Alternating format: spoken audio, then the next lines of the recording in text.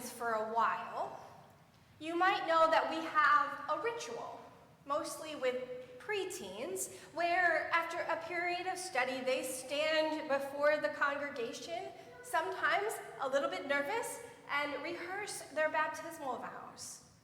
And then we pronounce them confirmed and full members of the church. A good pastor friend of mine always jokes that confirmation is a ritual in search of a theology. It is, on the one hand, this ancient rite. It comes from a period of rapid growth in the early church.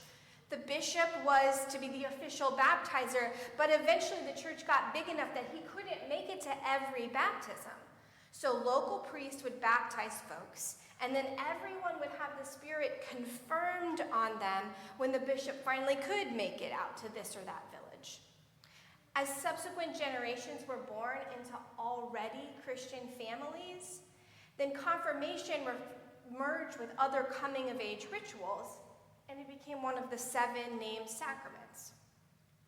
In the Reformation, Lutherans retained the ritual, stopped calling it a sacrament because it wasn't instituted by Christ and it didn't have a physical element like the water in baptism or the bread and wine in communion.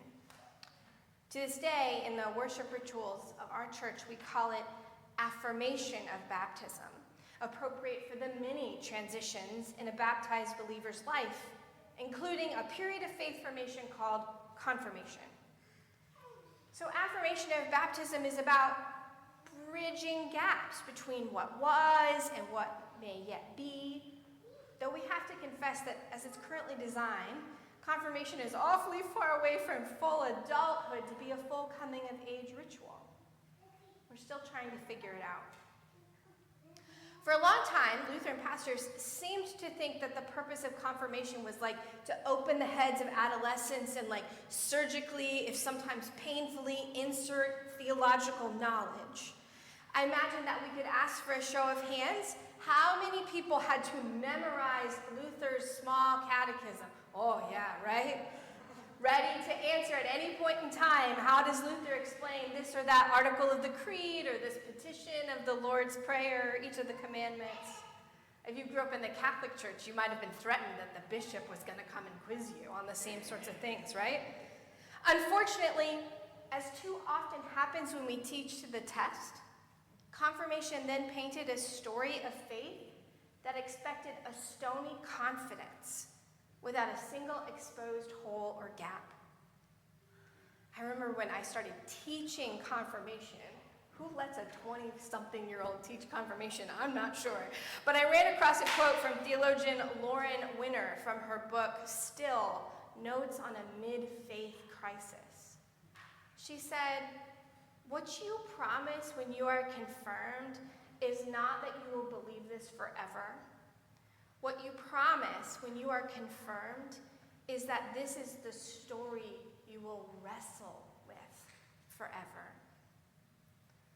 That's, I think, what the best confirmation class does. Not providing some kind of like unshakable knowledge, but teaching people how to wrestle, how to hold on from blessing to limp and back again. This has long been where I've rested with this story that we read from Genesis. That faith is about wrestling with God, wrestling with story, wrestling with facts and gaps and unanswerable questions. That we wrestle and sometimes we walk away with a limp, but always we walk away with a blessing too. It is an explanation that works particularly well when what we're wrestling with remains purely theoretical.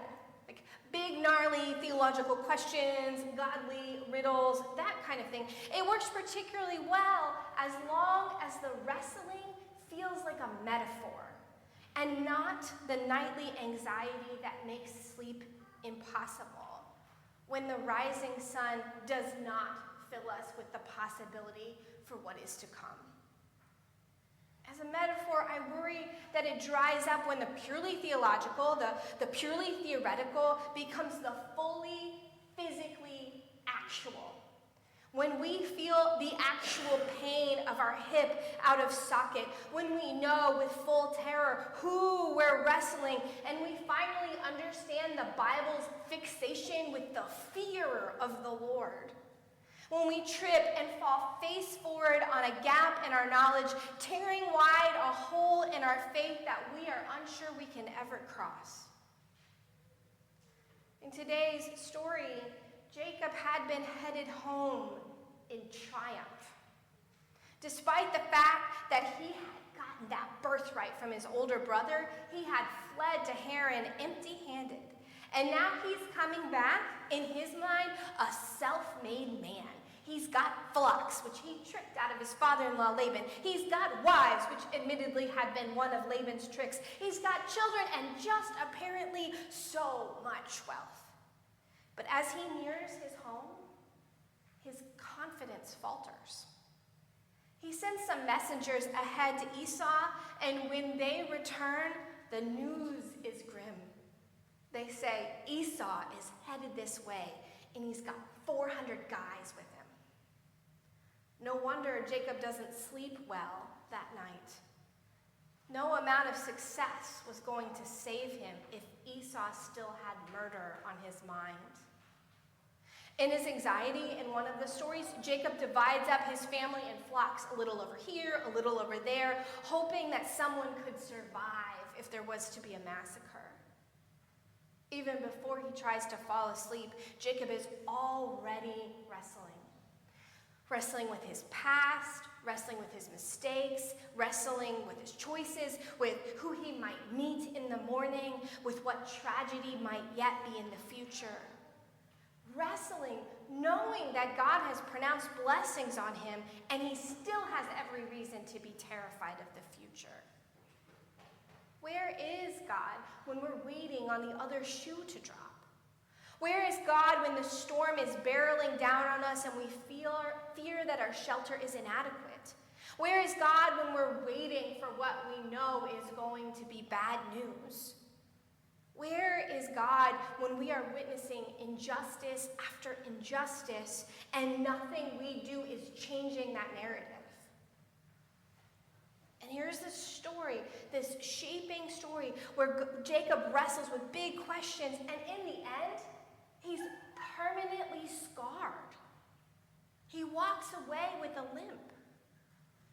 The central story here is about the blessing and the pain of God, who is ultimately beyond our knowing. The God who is too often silent and hidden in the face of tragedy and violence. The God we search and seek for and never quite find. The God hidden in the shadows of the dark night of the soul. Too many of us learned Luther's words with confidence. We are to fear and love God so that. But the truth is that Luther spent his entire life terrified of God, begging God for answers, for a great revealing of God's power that would answer every last question he had, and he had a lot of them. And his ultimate answer, as Matthias Straczynski wrote for the 500th anniversary of the Reformation, his answer was that faith alone makes the terrifying God into a gracious God. This is an act of trust with no external guarantee. Faced with yawning holes of injustice, of fear, of tragedy and violence, faith is the blessing that bridges the gap. Faith is the only chance we have of reconciling with a God we cannot understand, a God who is all too often hidden just when we need God the most. And faith is the only chance we have of reconciling with one another, of bridging chasms that doubt and fear and mistakes have broken open among us. You know, in his fear, Jacob had cooked up this whole scheme. Surprise, Jacob had a scheme.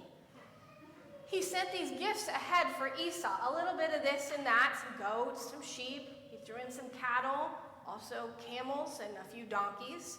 And he thinks to himself, this is the Message translation, he thinks, I will soften Esau with this succession of gifts. And then when he sees me face to face, maybe he'll be glad to welcome me. Face to face. Which is how Jacob finally sees God. First time Jacob sees God in this story, face to face.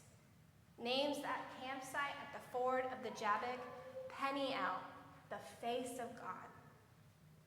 And the next morning, Jacob limps across the river, leaving his bravado behind, meets his brother with vulnerability and humility, unsure of what to come, but still clinging to that blessing, to the faith alone that can turn a terrifying God into a blessing God, the faith alone that can reconcile us all. And when Jacob looks up, Esau runs to him, embraces him, weeps over him, baptizes him in tears, right? And Jacob looks at Esau and says, truly to see your face is like seeing the face of God. This is the faith that we will wrestle with forever. The faith that sees the terror of the world, and with it, the blessing. The gaps and holes that divide, and the bridge that can reconcile. The God that can wound, who is the God that will, when we just hold on. Bless us all.